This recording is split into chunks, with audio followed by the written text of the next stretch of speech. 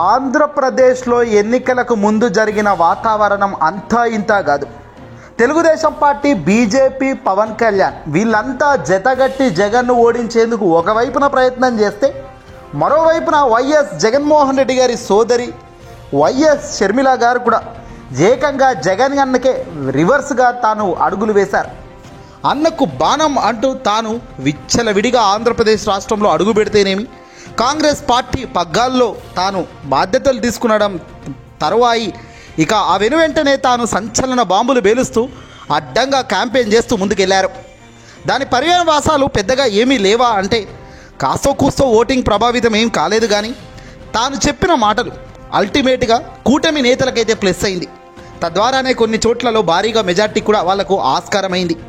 ఇక్కడ షర్మిల గారు కూడా మొత్తం జగన్కు రివర్స్ అవ్వడం, షర్మిల కూడా మొదటి నుంచి కూడా జగన్ అన్నకు రివర్స్గా మాట్లాడడం, దానికి తోడు వివేకానంద గారి హత్య కేసు పదే పదే ఆరోపిస్తూ వాళ్ళు వీధి తిరుగుతూ చేసిన హంగామా అంతా ఇంత కాదు. కట్ చేస్తే ఇప్పుడు ఆంధ్రప్రదేశ్లో కూటమి అధికారంలోకి వచ్చిన మరుక్షణమే కాంగ్రెస్ అధ్యక్షురాలుగా ఉన్న ఈ షర్మిల గారు పూర్తిగా సైలెంట్లో ఉన్నారు. అయితే ఇప్పుడు షర్మిల అసలు భాగోతం బట్టబయలవుతుంది. వైఎస్ షర్మిల గారు పూర్తిగా డబ్బులు దొబ్బేశారు అంటూ వైఎస్ఆర్సీపీ పార్టీకి సంబంధించిన ఏపీ పిసిసి వర్కింగ్ ప్రెసిడెంట్గా ఉన్న వ్యక్తులు బయటకు వచ్చి ఇప్పుడు రచ్చ చేస్తున్నారు. కార్యకర్తల నుంచి డబ్బులు తీసుకొని పూర్తిగా తాను ఖర్చు పెట్టుకోలేదని, గ్రౌండ్ లెవెల్లో కనీసం ఫ్లెక్సీలు కట్టేదానికి సైతం డబ్బులు లేక కాంగ్రెస్ పార్టీకి సంబంధించిన కార్యకర్తలు విలవిలలాడిపోయారు అంటూ పద్మశ్రీ గారు బయటకు వచ్చి ఆరోపించారు.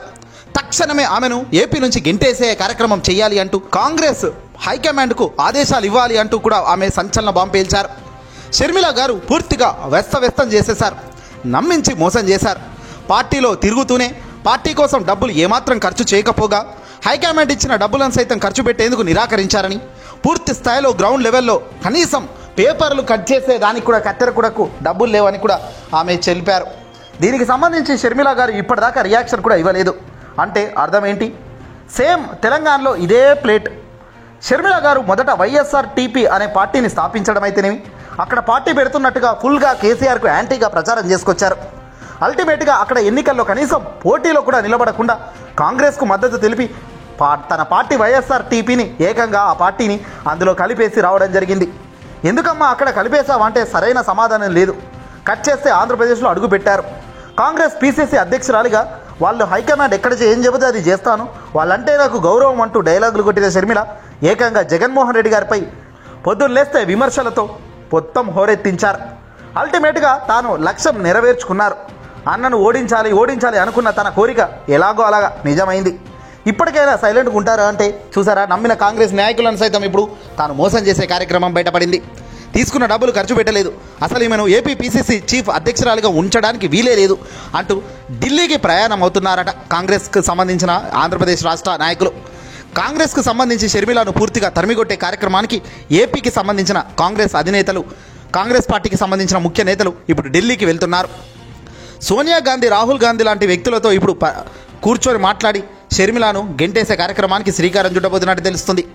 మొదటి నుంచి షర్మిలకు ఇదే బిరుదు. అటు తెలంగాణలో ఇలాగే, ఇటు ఆంధ్రాలో అలాగే. అచ్చం డబ్బులు తీసుకుంటున్నారు, మోసం చేస్తున్నారు అనేది తెలంగాణలో జరిగింది, అచ్చుగుద్దినట్టుగా ఆంధ్రాలో జరిగింది. ఇది వైఎస్ఆర్ బిడ్డ చేసే పని అయితే కాదు అంటున్నారు చాలామంది. వైఎస్ రాజశేఖర రెడ్డి బిడ్డ నేను అంటూ మాటకు చెప్తున్న ఆమె ఇలా పూర్తిగా ప్రజలను, కార్యకర్తలు మోసం చేయడం ఏంటి అంటూ నోరు తెరుస్తున్నారు. జగన్తో అసలు ఈమెకు పోలికే లేదని, ఆయన మాటిస్తే తప్పే వ్యక్తి కాదు అని, కానీ ఈమె మాటిచ్చి ఎందుకు తప్పకూడదు అని ప్రశ్నించే వ్యక్తి అని కూడా చాలామంది విమర్శిస్తున్నారు.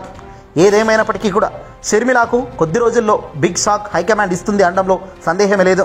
అలా హైకమాండ్ బిగ్ షాక్ ఇవ్వకపోతే మాత్రం పరిణామాలు ఏపీ కాంగ్రెస్ చాలా అల్లకల్లోలం అవుతుంది.